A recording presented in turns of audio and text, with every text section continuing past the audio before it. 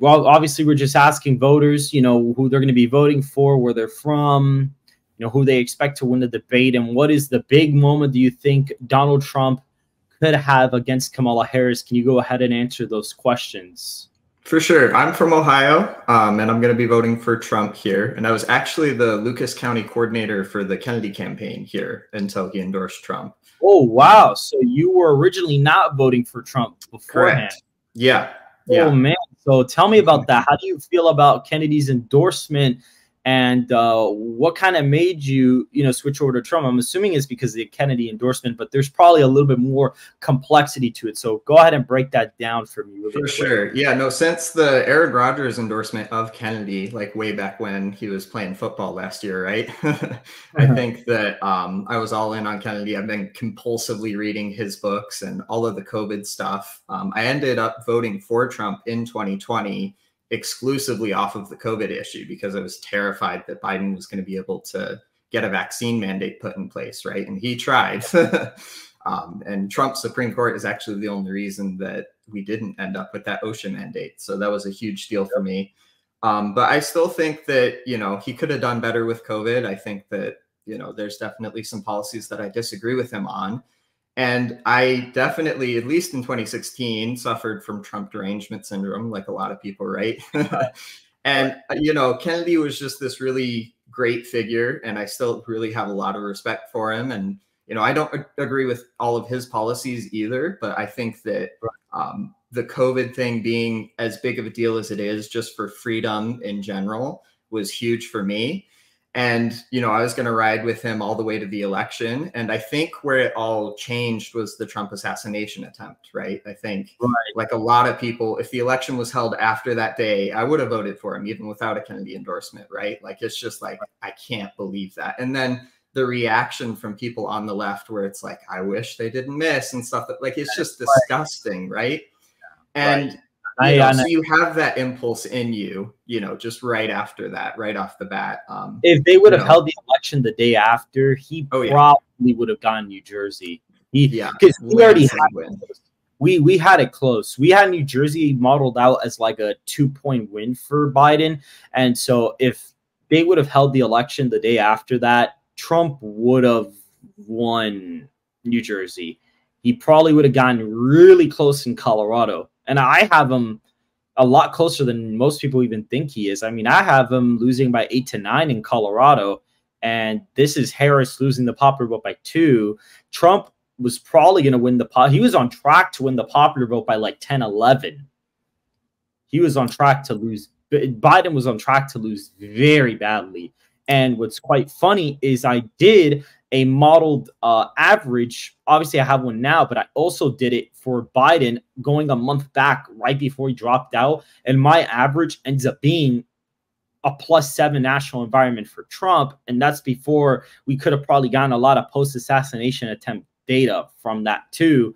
And another thing that was interesting is Trump's vote share was at 46. Kennedy was pretty high. He was up there quite a bit. And Biden was actually, in my adjusted average, was at his job approval rating. He was at 38, 39%. And so it's kind of interesting that he was performing right about there. Trump probably would have gotten like 45, 46. Biden could have possibly gotten even lower, and third-party turnout would have been pretty high. I had Kennedy getting about 9, 8.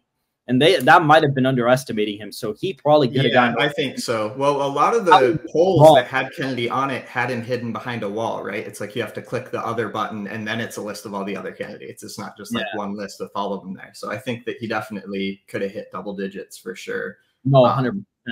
Now, and I think that from what I've seen and the people that I've talked to that were Kennedy supporters, I think it's probably going to be right along a 70-30 split for Trump based on the endorsement. That's what I'm kind of finding in what I'm looking at too, especially my average right now. That is what we're seeing. We're seeing a pretty, it's not that much, but we are seeing like a 60-40 split. Like Harris, since Kennedy's dropped, has kind of gained like a point-ish.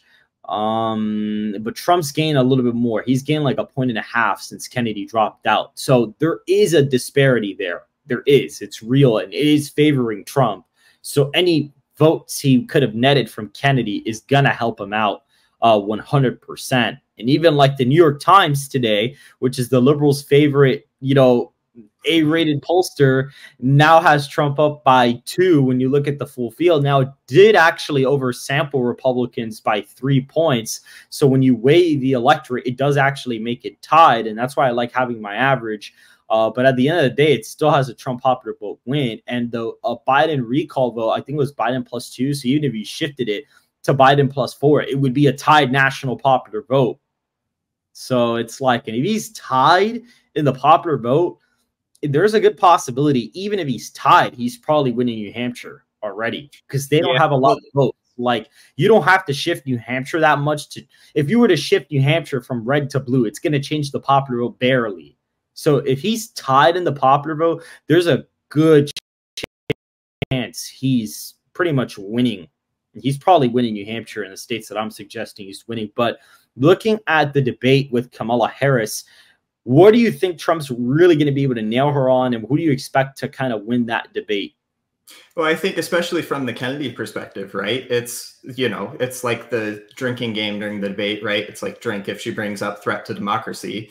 And if she does, I think that Trump goes right back. You want to talk about threat to democracy? Let's talk about not holding a primary. Let's talk about spending millions and millions and millions of dollars fighting to kick Jill Stein off the ballot in Nevada just barely, kicking Cornel West off the ballot in North Carolina, fighting to kick Kennedy off the ballot in New York, Pennsylvania, paying to keep him on the ballot in Wisconsin and Michigan now that he's dropped out to endorse Trump, right? Let's talk about all this stuff that they're doing that's just like completely anti-democratic. Let's talk about the censorship. Let's talk about the Biden White House talking to Zuckerberg and telling him the Hunter Biden laptop story is Russian disinformation, and telling him that he should censor COVID speech. And let's talk about the Twitter files that came out and all of that stuff. And I think that if he brings that up, it's going to be a huge moment, because I don't think a lot of the people that are going to watch the debate through ABC, right, on like classical TV viewership, mainstream media watching type of people, I don't think that they've been exposed to that side of the story yet. And I think it could be a huge deal. No, and I think it could end up. I think Trump can upend a lot of things. And, you know, there's political analysts like, you know, Alan Lichtman that are like, oh, we're going to tap into the structure of presidential elections. But the problem is the media has gotten dishonest as the model has evolved. And so with the information provided, you can't, if something goes wrong, it completely throws everything off. That's why Biden tanked so bad, because people were not expecting him to be that bad in the debate. That's why he tanked an extra few points. And it's funny because everybody thought, oh, it went from being close to, oh, now Trump's winning in a landslide. No, it was always going to be a landslide. Even before that, it was always going to be a landslide. The only thing the debate did was make like New Jersey competitive, Colorado within 5, and New York was probably going to be within 5. I heard about internals that were like really bad for Biden in New York that never came out, and those are not even, like, I'm not going to even say it because no one's going to believe me anyway. Like, they were bad. Like, he was within 5.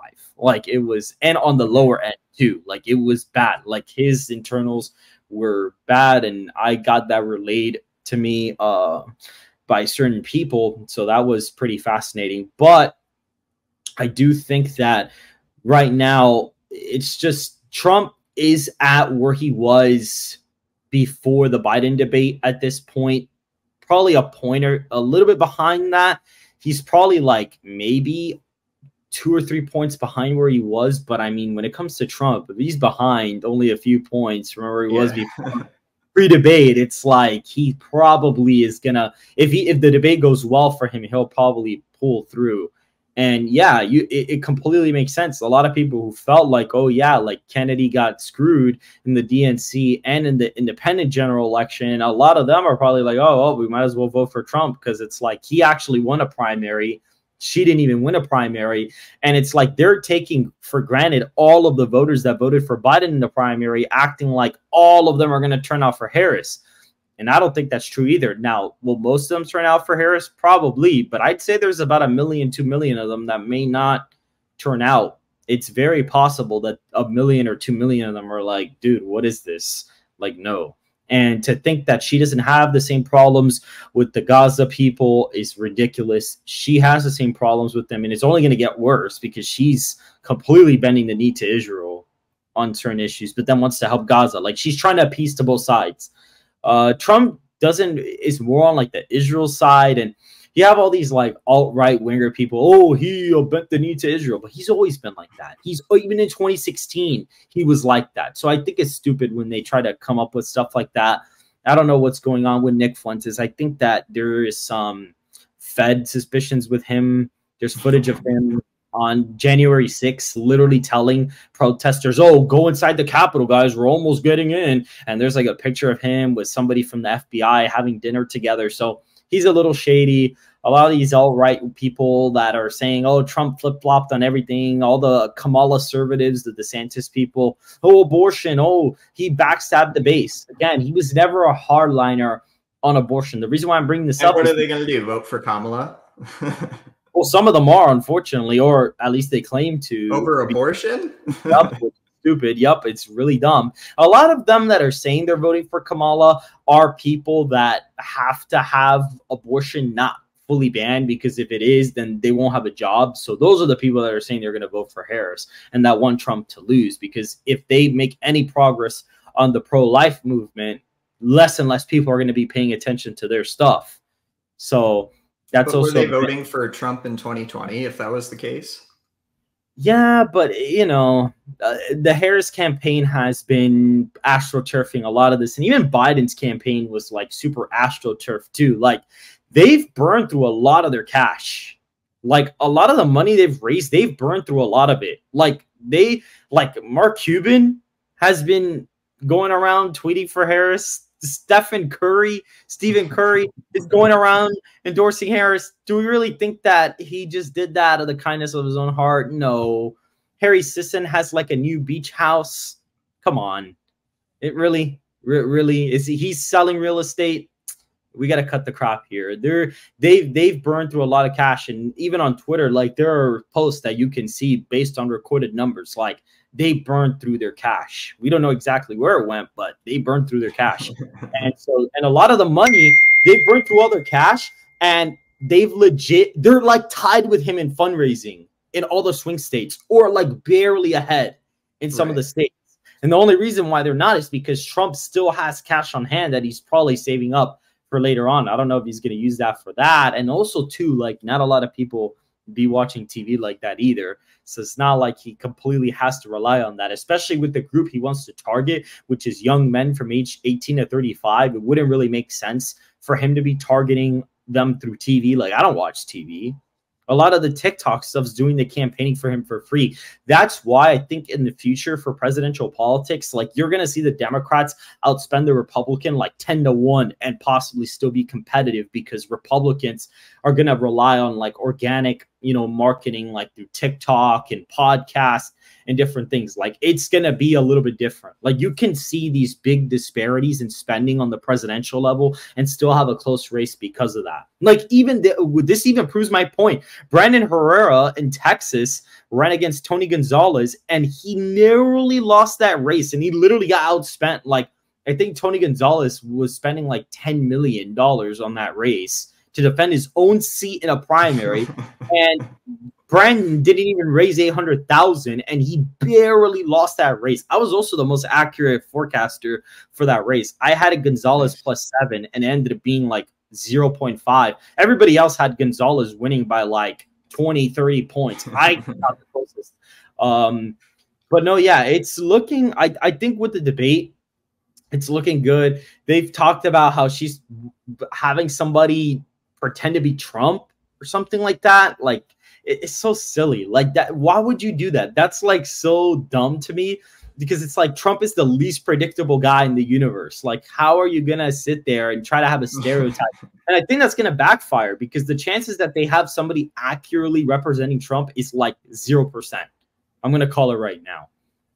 Thank you back for joining in. I am gonna bring the American guy into the call. You have a good night. All right. Absolutely. Thanks for having me.